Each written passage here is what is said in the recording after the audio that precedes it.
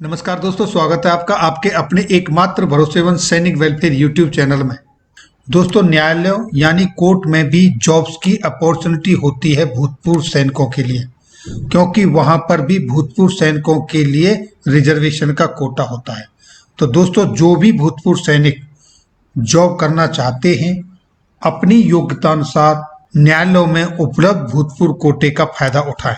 दोस्तों, आज जो मैं आपके लिए इंफॉर्मेशन लेके आया हूँ उसमें 10th पास वाले भूतपूर्व जवानों के लिए जॉब्स अपॉर्चुनिटी हैं।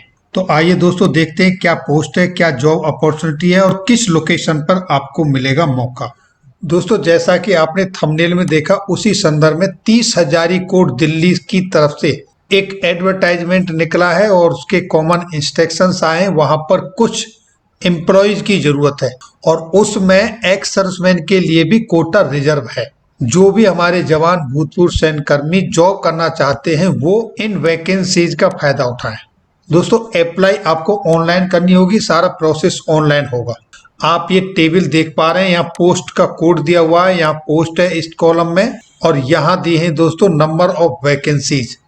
अनरिजर्व कितनी है, एक्सट्रीम वीकर सेक्शन के लिए कितनी वैकेंसी है, शेड्यूल कास्ट के लिए कितनी है, शेड्यूल ट्राइब्स के लिए कितनी है, ओबीसी कोटा कितना है। इसके साथ साथ दोस्तों, पर्सन्स विद डिसेबिलिटी को कितनी वैकेंसी है और एक्स सर्विसमैन के लिए कितनी वैकेंसी है।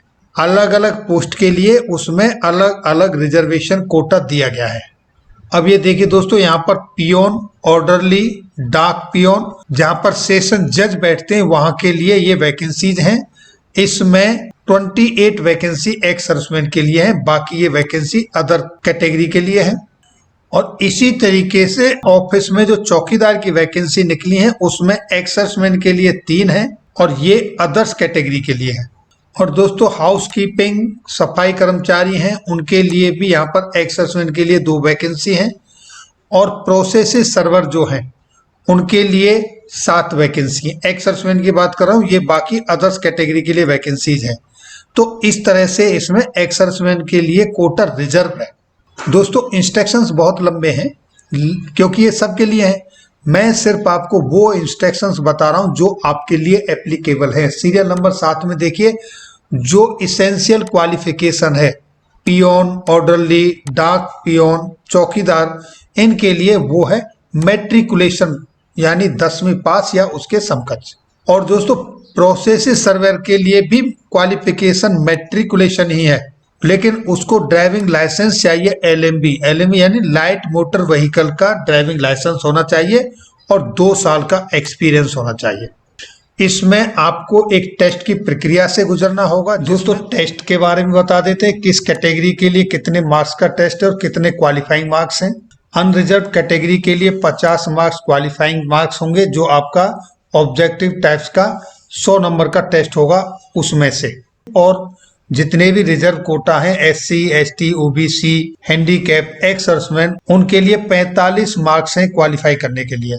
और ये ड्राइविंग टेस्ट है, ये सिर्फ प्रोसेस सर्वर के लिए है, ये क्वालिफाई करना चाहिए। जो इंटरव्यू होगा आपका वो 15 मार्क्स का होगा। अनरिजर्व कोटा वालों को क्वालिफाई करने के लिए 5 मार्क्स चाहिए और रिजर्वेशन कोटा वालों को क्वालिफाइंग मार्क्स 4 चाहिए। और टेस्ट में दोस्तों, इंग्लिश में से आपको 25 क्वेश्चन पूछे जाएंगे जो 25 मार्क्स के होंगे। और ऐसे हिंदी में दोस्तों आपसे 25 क्वेश्चन पूछे जाएंगे 25 मार्क्स के होंगे। ये ऑब्जेक्टिव टाइप्स के होंगे और 25 क्वेश्चन जनरल नॉलेज के होंगे और 25 नंबर होंगे दोस्तों मैथ से। इस तरह से आपसे 100 नंबर का क्वेश्चन पूछे जाएंगे। इसके लिए दोस्तों आपको 2 घंटे का समय मिलेगा यानी 120 मिनट और 160 मिनट मिलेंगे दोस्तों हैंडीकैप्ड को। और आपकी नेगेटिव मार्किंग होगी। अगर आपका एक क्वेश्चन गलत है तो आपके 0.25 मार्क्स काट लिए जाएंगे। दोस्तों, अगर आपको लगता है कि आपकी मार्किंग ठीक नहीं है, आप रीवैल्यूएशन करना चाहते हैं, कॉपी रीचेक करवाना चाहते हैं, तो इस तरह का कोई प्रोविजन नहीं है। एग्जाम हॉल में ना कोई आप इलेक्ट्रॉनिक गैजेट्स ले जा सकते हैं, ना कैलकुलेटर ले जा सकते हैं। जो कैंडिडेट जनरल कैटेगरी से 50% और रिजर्वेशन कैटेगरी से 45% मार्क्स लेकर आता है रिटन एग्जाम में, उसी को इंटरव्यू के लिए कॉल किया जाएगा। उसके बाद ही सेलेक्टेड फाइनल मेरिट लिस्ट बनेगी। इसके बाद आपका रिजल्ट और जो भी इंफॉर्मेशन है वो जो दिल्ली हाई कोर्ट की ऑफिशियल वेबसाइट पर अपलोड कर दी जाएगी। दोस्तों ये वेबसाइट है जहां पर आपको आपका रोल नंबर, एडमिट कार्ड ये सब मिल जाएंगे और आपका जो एप्लीकेशन सबमिट करने की जो लास्ट तारीख है वो है 21 फरवरी 2021।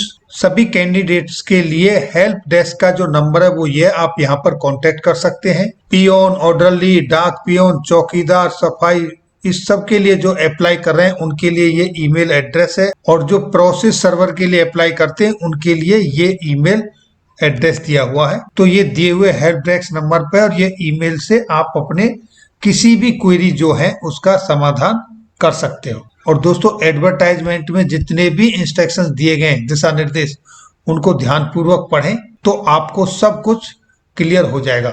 इसका लिंक वीडियो के डिस्क्रिप्शन में मिलेगा और अगर आप चाहें तो हमारी welfarenews.in वेबसाइट पर भी ये लेटर ले सकते हैं। एप्लीकेशन फी दोस्तों 500 रुपए है, लेकिन एक्स सर्विसमैन के लिए 250 रुपए लगेगी।